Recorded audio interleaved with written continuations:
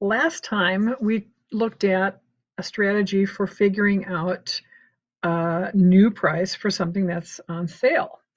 And when things are on sale, they're discounted, so we take that percentage or we take the amount off of the original price.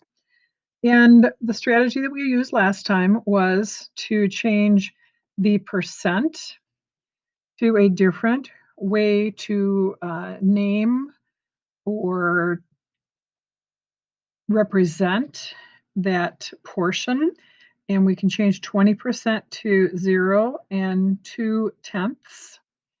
We take this amount and we are going to make an expression or an equation, and we will start with 2/10 times the original price. And with my handy calculator, I can do that math for us. 2/10 times 30, and I get 6. So that is my percent off. Then what we did yesterday and what we'll do again right now is we take our original price, subtract the discounted amount, and for this we get the new price is $24. The sofa is priced at $1,500 and has been discounted 30%.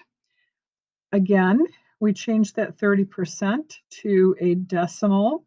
30%, if we do 30 divided by 100, and that's what I told you about yesterday if you were watching the video, 30 divided by 100, that changes that decimal to a percent for us. I'm going to bring that 3/10 down here, and I'm going to multiply it times the original price of the sofa. And so I have 3/10 in there multiplied by 1,500 or 1,500.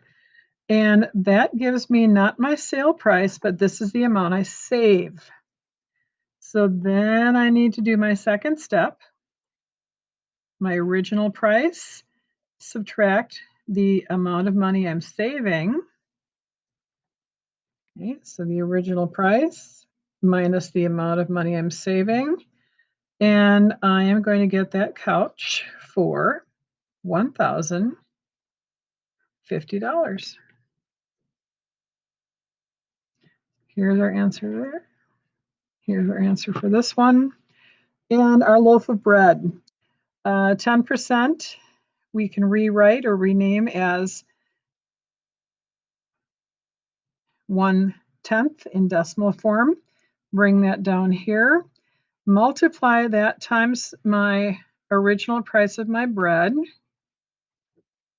And so I'm going to clear my calculator, and we have 1/10 times $3.49. Now that gives me, as you see, it gives me a decimal that really doesn't look like money. So I'm going to write that down,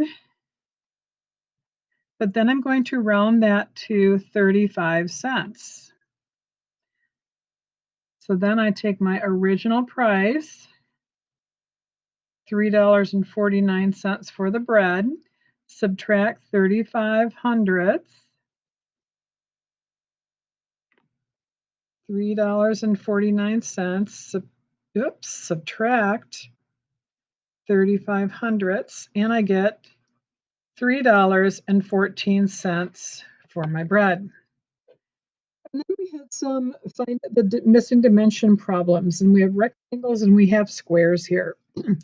For this, we look at what we know, and if I do 100 divided by 8, 100 divided by 8 is 12 and 5/10 feet. And if I go over here, 144 divided by 12, if I know my basic multiplication facts, I know that that would be 12. And we want to make sure we label it with the length measurement. And for the next one, we have 144, this time divided by 10. And many of us know that we can just move that decimal point over 1 when we're dividing by 10, and this would need to be labeled centimeters.